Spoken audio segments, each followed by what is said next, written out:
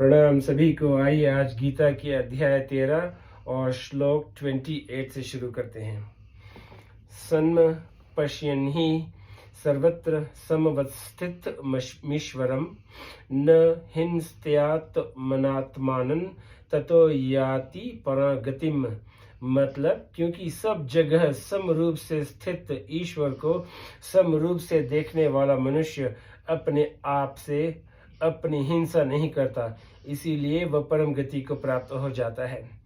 व्याख्या: सन्न पश्यन् हि से लेके हिंस्त्यत्मनात्मानं।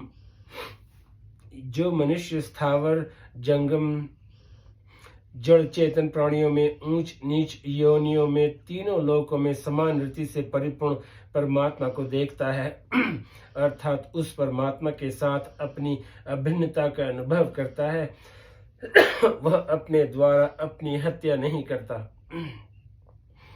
जो शरीर के साथ तादात्म्य करके शरीर के बढ़ने से अपना बढ़ना और शरीर के घटने से अपना घटना, शरीर के बीमार होने से अपना बीमार होना और शरीर के निरोग होने से अपना निरोग होना, शरीर के जन्मने से अपना जन्मना और शरीर के मरने से अपना मरना मानता है तथा शरीर के विकारों को अपने विकार मानता है, वह अपने आप से अपनी हत्या करता है अर्थात अपने को जन्म मरण के चक्कर में ले जाता है।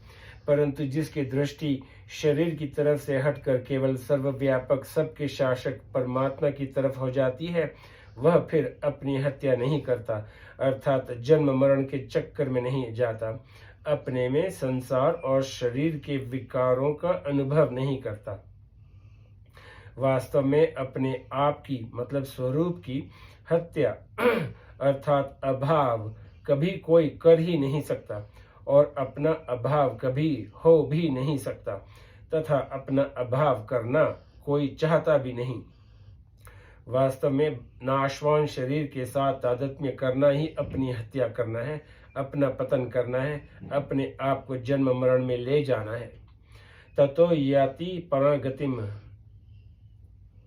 शरीर के साथ तादात्म्य करके जो ऊंच नीच योनियों में भटकता था, बार बार जन्मता मरता था, वह जब परमात्मा के साथ अपनी अभिन्नता का अनुभव कर लेता है, तब वह परम गति को अर्थात नित्य प्राप्त परमात्मा को प्राप्त हो जाता है।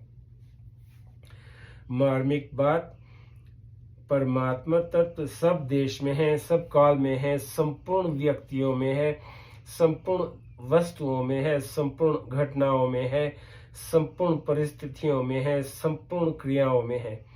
वह सब में एक रूप से समान रीति से ज्यों का त्यों परिपूर्ण है। अब उसको प्राप्त करना कठिन है तो सुगम क्या होगा?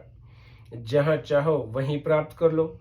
वास्तव में इस संसार का जो है पना दिखता है, वह संसार का नहीं है। संसार तो एक क्षण भी स्थिर नहीं रहता, इसमें केवल परिवर्तन ही परिवर्तन है। यह केवल परिवर्तन का ही पुंज है। जैसे पंखा तेजी से घूमता है तो एक चक्र दिखता है, पर वास्तव में वह चक्र नहीं है, परंतु पंखे की ताड़ी ही चक्र रूप से दिखती है। ऐसे ही यह संसार नहीं होते हुए भी है, स्वरूप से दिखता है। वास्तव में एक परमात्मा तत्व ही है, स्वरूप से विद्यमान है। विचार करें, अभी जितने शरीर आदि दिखते हैं, ये 100 वर्ष पहले थे क्या? और 100 वर्ष बाद रहेंगे क्या? ये पहले भी नहीं थे और अंत में भी नहीं रहेंगे, अतः ये बीच में भी नहीं है। परंतु परमात्मा सृष्टि के पैदा होने से पहले भी था, सृष्टि के लीन होने के बाद भी रहेगा, अतः परमात्मा सृष्टि के समय भी ज्यों का त्यों परिपूर्ण है। जो पहले नहीं था, बाद में नहीं रहेगा और वह अभी भी नहीं है, और जो पहले भी था, बाद में भी रहेगा, वह अभी भी है। अतः संसार का जो है पना दिखता है, यह गलती है। परमात्मा तत्व ही है रूप से दिखता है। उस परमात्मा तत्व की सत्यता से ही यह असत्य संसार मोह मतलब मूर्खता के कारण सत्य की तरह दिखता है। जासु सत्यता ते जड़ माया, भास सत्य ईव मोह सहाया। मानस, यदि मोह नहीं होगा तो यह संसार नहीं दिखेगा, प्रत्युत एक परमात्मा तत्व ही दिखेगा। वासुदेव सर्वम। गीता। कारण कि परमात्मा ही था, परमात्मा ही रहेगा, बीच में दूसरा कहाँ से आएगा। सोने के जितने गहने हैं उनमें पहले सोना ही था, फिर सोना ही रहेगा, अतः बीच में सोने के सिवाय दूसरा कहाँ से आएगा। गहना तो केवल रूप, आकृति, उपयोग आदि को लेकर कहने के लिए है। तत्वतः तो सोना ही है। ऐसे ही संसार केवल कहने के लिए है, तत्वतः तो परमात्मा ही है। उस परमात्मा का अनुभव करने में ही मनुष्य जन्म की सफलता है। मतलब परमात्मा है का अनुभव न करके नहीं, मतलब संसार में उलझ जाना मनुष्यता नहीं है, प्रत्युत पशुता है। इस पशुता का त्याग करना है। पशु बुद्धि मिन्मा जही, श्रीमद्भागवत। इसीलिए भगवान कहते हैं कि जो नष्ट होने वाले प्राणियों में नष्ट न होने वाले परमात्मा को देखता है, उसको देखना सही है, उसका देखना सही है। परंतु जो नष्ट होने वाले को देखता है और नष्ट न होने वाले को नहीं देखता, वह आत्मघाती है। यन्यथा संत मात मान मन्यथा प्रतिपगते, कि ते न कृत पाप चारेणात माप हारेणा। महाभारत उघोग। जो अन्य प्रकार का मतलब अविनाशी होते हुए भी आत्मा को अन्य प्रकार का मतलब विनाशी मानता है, उस आत्मघाती चोर ने कौन सा पाप नहीं किया। जो नाशवान संसार को न देखकर सब जगह समान रूप से परिपूर्ण परमात्मा तत्व को देखता है, वह आत्मघाती नहीं होता, अर्थात वह अपने द्वारा अपनी हत्या नहीं करता, इसीलिए वह परम गति को प्राप्त हो जाता है। परंतु जो सब जगह परिपूर्ण परमात्मा तत्व को न देखकर संसार शरीर को देखता है, वह आत्मघाती परम गति को न प्राप्त होकर बार बार जन्मता मरता रहता है, दुख पाता रहता है। इसीलिए मनुष्य अपने द्वारा अपना उद्धार करे, अपना पतन न करे। गीता। जैसे दर्पण में मुख नहीं होने पर भी मुख दिखता है और स्वप्न में हाथी न होने पर भी हाथी दिखता है, ऐसे ही संसार न होने पर भी संसार दिखता है। अगर संसार की तरफ दृष्टि न रहे तो संसार है रूप से नहीं दिखेगा। परमात्मा ही है, रूप से दिख रहा है। इस बात को साधक दृढ़ता से मान ले, फिर चाहे वो अभी न दिखे पर बाद में दिखने लग जाएगा। जैसे अभी साधक वृंदावन में बैठा है तो उसे वृंदावन को याद नहीं करना पड़ता। सोते समय, भोजन करते समय, हर एक कार्य करते समय वह वृंदावन को याद नहीं करता, परंतु मैं वृंदावन में हूँ इस बात में उसको संदेह नहीं होता। वह बिना याद किए याद रहता है। ऐसे ही अभी भले ही परमात्मा न दिखें, पर साधक ऐसा दृढ़ता से मान ले कि है रूप से तो केवल परमात्मा ही है, संसार नहीं है, तो बाद में उसको ऐसा अनुभव होने लग जाएगा। कारण कि मिथ्या वस्तु कब तक टिकी रहेगी और सत्य वस्तु कब तक छिपी रहेगी।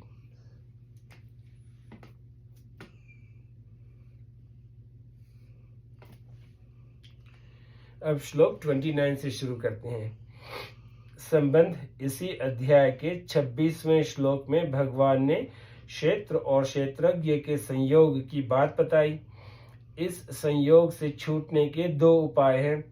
परमात्मा के साथ अपने स्वतः सिद्ध संबंध को पहचानना और प्रकृति मतलब शरीर से अपने माने हुए संबंध को तोड़ना। 27वें 28वें श्लोक में परमात्मा के साथ संबंध को पहचानने की बात बता दी। अब आगे के 2 श्लोकों में प्रकृति से संबंध तोड़ने की बात बताते हैं। प्रकृत्यैव च कर्माणि क्रियमाणानि सर्वश य पश्यति तथात्मान मानम कर्तारं स पश्यति।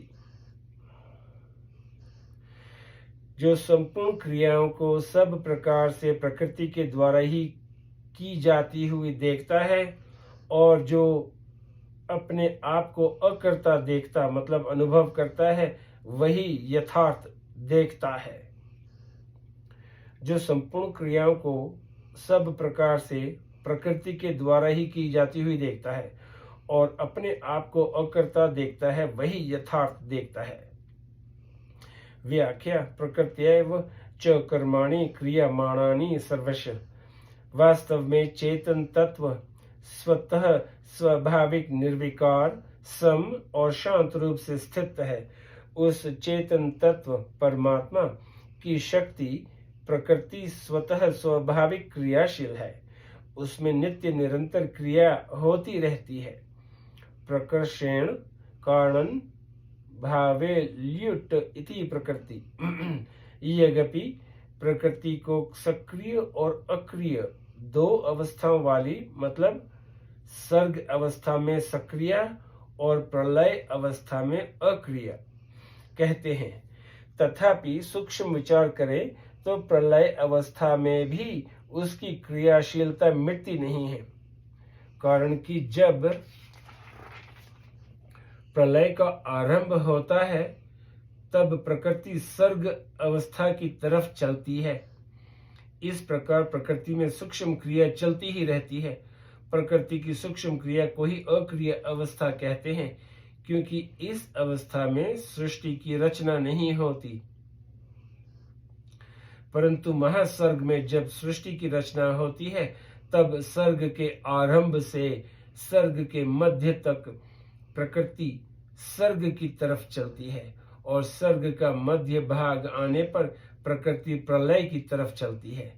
इस प्रकार प्रकृति की स्थूल क्रिया को सक्रिय अवस्था कहते हैं। अगर प्रलय और महाप्रलय में प्रकृति को अक्रिय माना जाए तो प्रलय महाप्रलय का आदि मध्य और अंत कैसे होगा? ये तीनों तो प्रकृति में सूक्ष्म क्रिया होने से ही होते हैं। अतः सर्व अवस्था की अपेक्षा प्रलय अवस्था में अपेक्षाकृत अक्रियता है, सर्वथा अक्रियता नहीं है। सूर्य का उदय होता है, फिर वह मध्य में आ जाता है और फिर वह अस्त हो जाता है। तो इससे मालूम होता है कि प्रातः सूर्योदय होने पर प्रकाश महन तक बढ़ जाता है और महन से सूर्यास्त तक प्रकाश घटता जाता है। सूर्यास्त होने के बाद आधी रात तक अंधकार बढ़ता जाता है और आधी रात से सूर्योदय तक अंधकार घटता जाता है। वास्तव में प्रकाश और अंधकार की सूक्ष्म संधि मध्याह्न और मध्य रात ही है, पर वह दिखती है सूर्योदय और सूर्यास्त के समय। इस दृष्टि से प्रकाश और अंधकार की क्रिया मिटती नहीं, प्रतीत निरंतर होती ही रहती है। ऐसे ही सर्ग और प्रलय, महासर्ग और महाप्रलय में भी प्रकृति में क्रिया निरंतर होती ही रहती है। महासर्ग में समय की गणना का साधन सूर्य होता है, किंतु महाप्रलय में सूर्य भी लीन हो जाता है। अतः महासर्ग के काल से ही महाप्रलय की काल की गणना आरंभ हो जाती है। महाप्रलय के काल की गणना का एकमात्र साधन नित्य चेतन अविनाशी परमात्मा तत्व ही होता है। इस क्रियाशील प्रकृति के साथ जब यह पुरुष संबंध जोड़ लेता है तब शरीर द्वारा होने वाली स्वाभाविक क्रियाएं मतलब तादात्म्य के कारण अपने में प्रतीत होने लगती हैं। यह पश्यति तथात मानम कर्तरान् स पश्यति।